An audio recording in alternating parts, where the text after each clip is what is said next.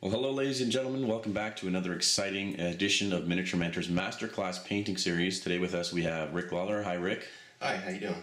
Great. Rick, what are you going to be doing for us over the course of the next few hours? Well, what I've got is a base kit of a Trumpeter S65 tractor. It's basically a Russian version of the Caterpillar from the 1930s. And then based on a period photograph that I found of during World War II, the Germans had captured this machine and converted it into a little bit different purpose. And so we're going to be taking that base kit of a Trumpeter kit and adding a LZ Models engine interior resin part. And then we're going to also do some scratch building to add some extra components to it. Do you think that miniature painters, for example, have anything to gain or benefit or learn from the techniques that military modelers or fine scale modelers or scale modelers use? Well, yeah, actually, it's a two-way street. Obviously, I think we can both learn from each other. And I like the way you phrased it at the very end, scale modelers, because I think, a lot of times people can get locked into those specific titles, the genres. I'm a fantasy painter versus a military miniatures painter, and the two won't mix. And that's certainly not the case. There are certain universals that we can all learn from each other, whether it be the concepts of light and dark and shading and shadowing, how we apply paints. When we talk about layers, is that something that can apply to both all genres? So of course, they can cooperate with each other very good. I know for me, I do a lot of times actually studying figure painters and fantasy painters, because they are especially fantasy painters, are very expressive in the way that they do their work. Mm-hmm. So it's almost exaggerated, probably too exaggerated to look realistic into the type of modeling that I do. Right. But by looking at the way that they exaggerate certain things, it gives me an insight into things that I probably should be paying attention to, though. That I should make sure at least I highlight, if not exaggerate. And so, yeah, it's certainly a two-way street. We can certainly all learn from each other, and there really should be no real barriers between how we approach the hobby. Let's talk a little bit about yourself. Tell me how you got into modeling and how you're involved with that community right now. Okay, sure. I remember my first model kit, which was given to my grandfather for my 6th birthday. It was a small Indianapolis car racer, IndyCar race car. I remember painting it blue and silver, and I remember that sitting on my dresser for a number of years. But that was the spark. That was my love at first sight sort of thing. And I continued to build models. Well, I have continued to build models ever since. My early years, I spent a lot of time, doing like most people do, build some cars, build some airplanes, build some ships, and whatever. It was in my teenage years, where I was also developing a real fascination with history.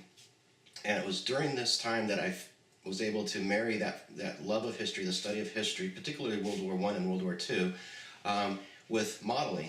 And then, of course, as I go through my teenage years and my early adult years, I get marriage, college, family, things like that. So modeling may kind of ebbed and flow a little bit, but I've always kept with it throughout that period of time. And then it was in the early 2000s that I started getting back into building some kits for myself, rekindling that fire. I really enjoyed it. And in 2006, I went ahead and attended Euromilitaire, which is a large show in Folkestone, England, one of the premier shows of the world. And for me, it was twofold. I wanted to see the best in the world. And that is known for having some of the best displays in the world, the best model competitions in the world. And at that time, I wanted to see how my work was stacking up against the best, just kind of gauge myself.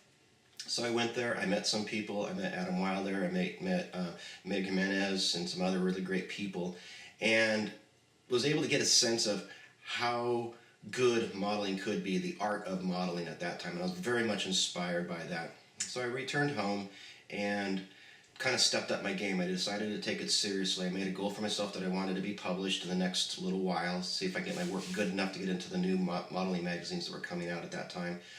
The internet was starting to really open up. I discovered modeling forums and learned a lot just by watching other people, asking questions. And then at a point I got to where I was putting my own works up on the forums and really asking for honest critique. What do you think of this? How can I improve? Sort of thing. And taking their suggestions. I really set my ego aside and tried to learn and listen to some of the people that I admired, what they had to feedback, what the feedback was for me. That period of time was very fruitful. I ended up getting a couple of magazines, and I think early 2007. after about a year of doing that, and that kind of started my public eye, if you will. To this point, I've been published maybe about 60 different magazine articles plus a few books. Wow. So it's, that's obviously continued along. It was also during this time in the about 2008, that I contacted the company MIG Productions out of Spain and decided that I wanted to become involved more into the modeling industry if I possibly could. By this time I was hook, line, and sinker, hooked on the modeling hobby and the modeling culture, if you will. And I wanted to participate in some fashion. I wanted to see if I could actually make a go of being a modeler, a professional modeler, if you will. And of course, building kits and just selling kits for articles really won't pay the bills. So that meant I had to get involved in the industry somehow. I have a business background. That's what I studied in college. I had owned my own businesses for almost 25 years. So I had a good foundation to bring that to this industry. So I contacted MIG Productions, and we ended up working together for about 3 years, from about 2009 to just a few years ago, this past year. And I was doing their US and Canadian distribution for them. And then early this past year in 2012, in the summer of 2012, I accepted a position with the AK Interactive, again following my friend Mig in his new company. And for the new company, and for AK Interactive, I am the editor of their Weathering magazine, which is a quarterly publication that we put out. Also in 2009, I began working for a company called Masterpiece Models out of Vancouver, Washington, near my home in Portland, Oregon.